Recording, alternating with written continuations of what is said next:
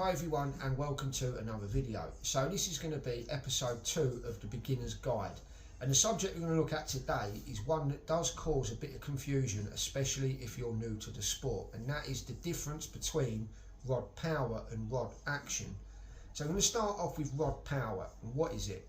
So effectively it's how much weight it takes to load up a rod.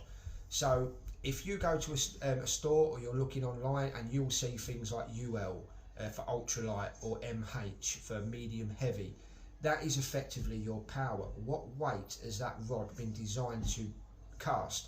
So that is really important that we get the right power rod to the lures that we're going to be throwing. So if you're an ultralight angler and you're going to be throwing nothing heavier than, let's say, 8 gram, you might be fine with an ultralight rod.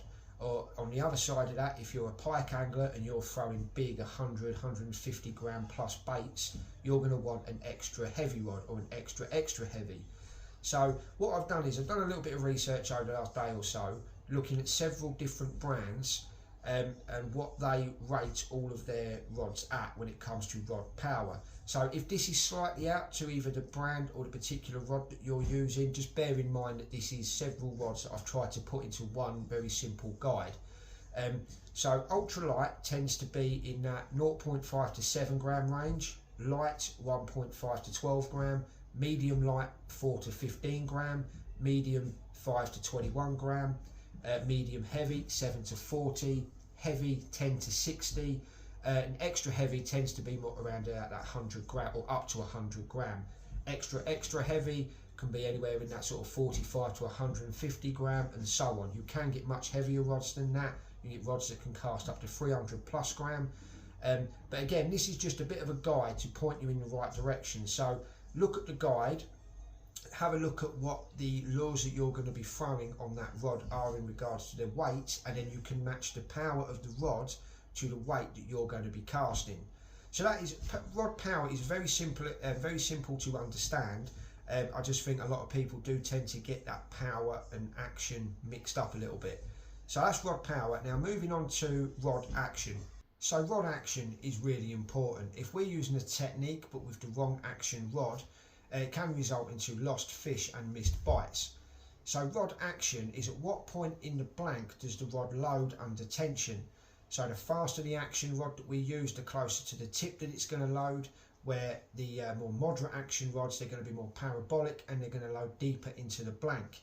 So I've done a very basic guide here of the 4 most important action rods in my opinion that we use for our perch fishing, and that is an extra fast, a moderate fast and a moderate.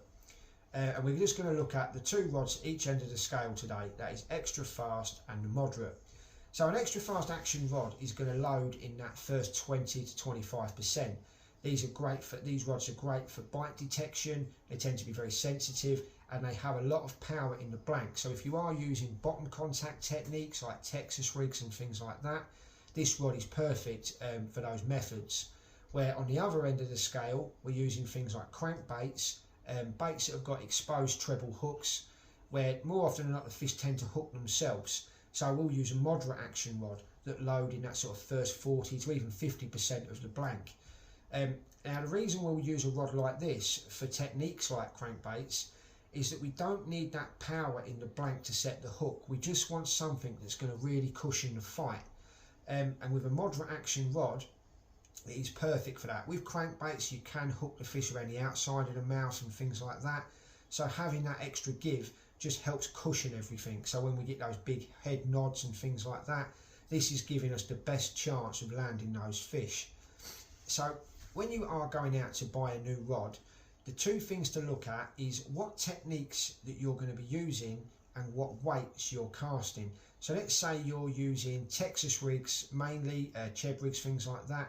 You will want a rod action that will complement them techniques. So something like an extra fast or a fast action. And then you look at what weights you're casting. So let's say you're casting that 7 to sort of 12 to 13 gram range. That's what you're normally working in. You will want an extra fast rod with a medium light power. So it really is that simple. Match your techniques to your rod action and then what weights you're casting to the rod power. So I hope that's just simplified everything a little bit. and makes things a little bit easier if you are looking for a new rod. Any questions on this subject or any other subjects that you want to see me do a video on going forward, just drop it in the comments and I'll address them as soon as I can. Cheers.